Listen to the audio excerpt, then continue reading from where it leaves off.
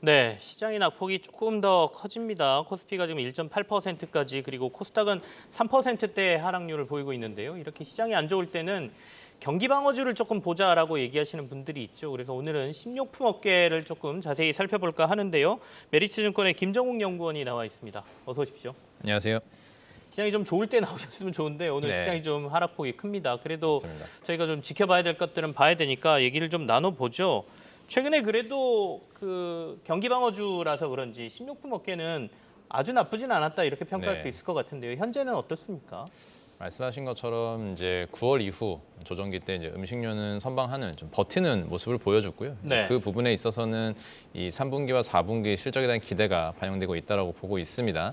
일단 연중 흐름을 살펴보면 연초엔 기대감이 많았습니다. 작년도 이제 곡물가 부담이 있는 상황에서 대부분 업체들이 가격 인상에 성공했고요. 가격 인상 효과를 이제 하반기에 실적으로 기대하는 상황이었고 또 곡물가 하락이 나온다라면 이제 원가 측면의 개선도 기대하고 있었는데 이런 부분들이 실제로 현실화되니까 조금 레깅 타임이 있는 건 사실입니다. 그래서 네. 뭐 하반기에 추가적인 원재료 부담은 없겠지만 전년보다 개선되는 흐름은 좀 소폭에 그칠 것 같고요. 본격적으로는 내년 상반기에 원재료 하락 측면을 좀 기대해 볼 만하고요. 그 외에 보면 이제는 결국 개별 카테고리별 이슈가 중요할 텐데 라면과 종합식품 소비자 수요가 올라오고 있죠. 라면 네. 같은 경우도 이제 가성비 수요 맞물리면서 소비가 좋은 상황이고 종합식품도 지난해까지는 이제 엔데믹 상황에서 외부 활동이 늘어나니까 외식 경기 살아나면서 외식 쪽으로 소비자를 추천했는데 이젠 다시 내식으로 돌아오고 있는 상황입니다. 그렇기 때문에 3분기, 4분기는 라면과 가공식품 같은 수량이 좀 회복이 기대되는 카테고리들이 있다. 이게 좀 포인트인 것 같습니다. 네. 말씀하신 게 이제 원재료 가격 하락에 대한 효과는 내년 상반기쯤에 더 강하게 나타날 거다라는 말씀을 좀 주셨는데, 네.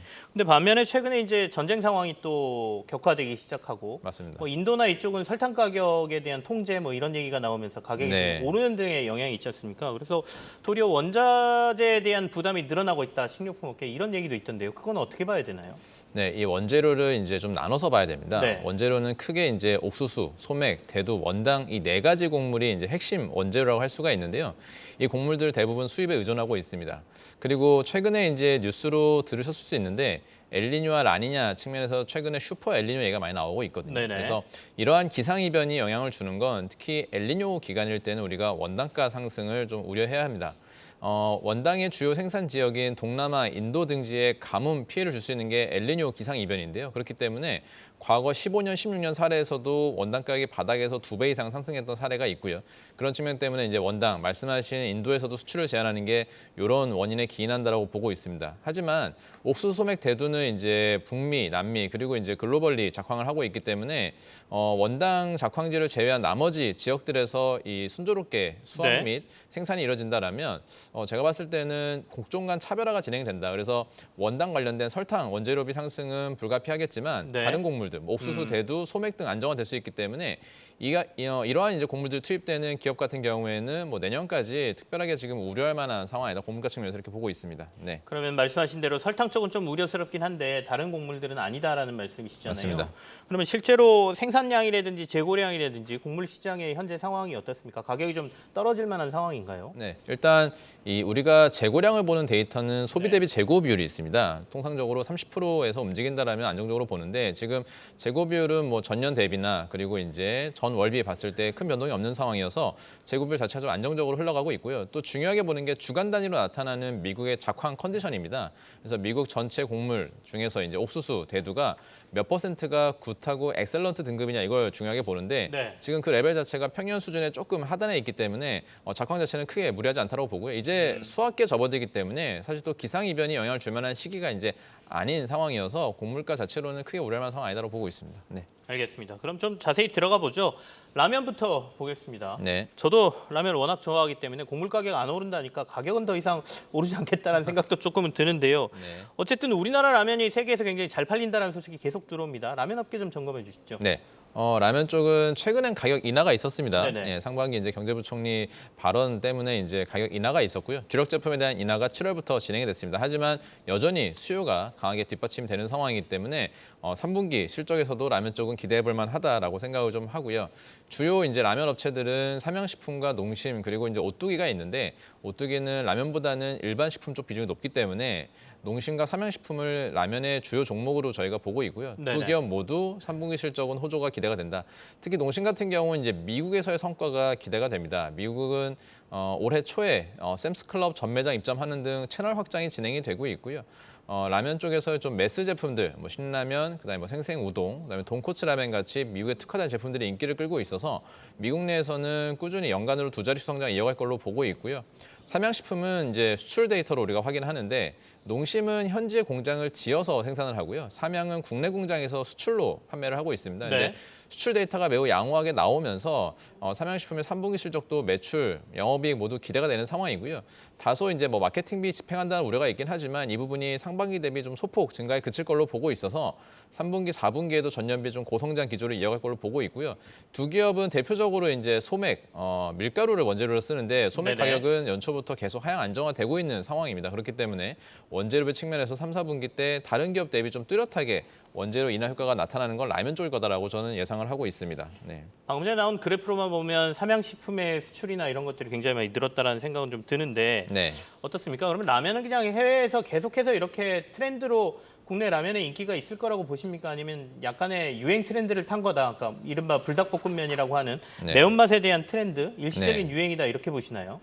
사실 라면이 이제 대표적으로 미국을 봤을 때 네. 진출한 지가 20년이 넘었기 때문에 단기간은 아니었거든요. 음. 예, 그동안 장기간 영업을 해왔고 특히 월마트 같은 경우는 이미 3, 4년 전에 전 매장에 라면이 입점을 해 있었습니다. 농심 기준으로. 이런 식으로 그동안 밑작업이 많이 진행이 되고 있었고요.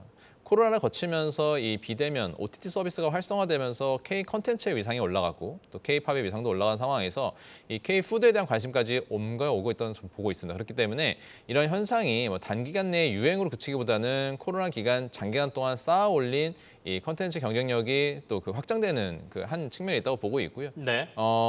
이전에는 이제 뭐 히스패닉이나 에이시언 중심으로 소비가 되다면 지금은 이제 메인스트림 중심으로 소비가 되고 있는 부분들을 채널 확장을 통해서 우리가 간접적으로 확인할 수 있기 때문에 단기간의 트렌드라기보다는 중장기적으로 계속 꾸준히 성장할 수 있는 그런 모멘텀이 있다고 보고 있고요.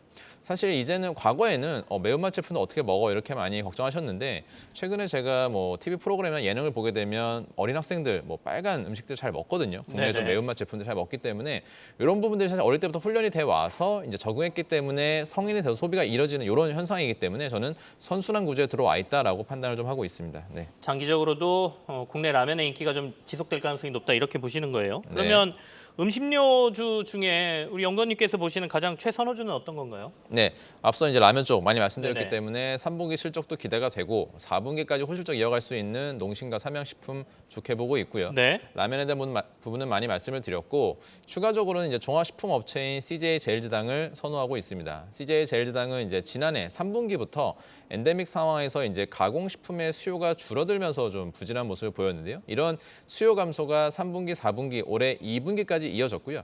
3분기부터는 전년도 부담이 낮아지는 시기이기 때문에 이제는 네. 소폭의 증가 또는 유지를 기대해 볼 수가 있고요. 4분기부터는 이제 증가로 전환할 걸 기대하고 있고 특히 뭐 비비고나 햇반 같은 주력 제품들의 수량 성장이 기대가 됩니다. 추가적으로는 해외 바이오하고 사료 같은 사업부들인데요. 제일제당이 식품만 하는 게 아니라 이제 해외 바이오, 사료와 같은 이제 기타 사업들도 영위하고 있는데 이쪽에 시세들이 좋습니다. 연초부터 이제 가격들이 강세인데 주요 제품은 이제 라이신, 메치오닌, 스레오닌, 트리토프 같은 제품들인데요. 이런 제품들의 가격이 연초 대비 20%에서 30%까지 가까이 올라왔습니다. 이런 부분들이 단기에 바로 반영되는 건 아니고요. 4분기에 레깅 타임을 두고 반영되기 때문에 긍정적이고 추가적으로 이제 사료 쪽은 이 축산 시세, 베트남과 인도네시아의 축산 시세가 중요한데 이런 효과들이 또 4분기에 시간을 두고 들어올 거라서 실적으로는 식품과 식품 외 사업부 모두 네. 좋고요. 추가적인 포인트는 재무구조 개선에 있습니다. 상반기에 이제 지상지라는 기업의 매각이 있었고 하반기에는 셀렉타 기업 매각이 있어서 현금 유입이 한 8천억 정도 예상이 되거든요. 이런 부분도 좀 재무구조 개선에 신호탄을 쐈다라고 보고 있습니다. 알겠습니다. 두 개의 라면 뭐 선도업체 하고요. 그다음에 CJ 제일대장까지 조금 관심 있게 보자라는 의견까지 확인했습니다. 김정욱 메리츠증권 연구원과 함께했습니다. 감사합니다. 감사합니다.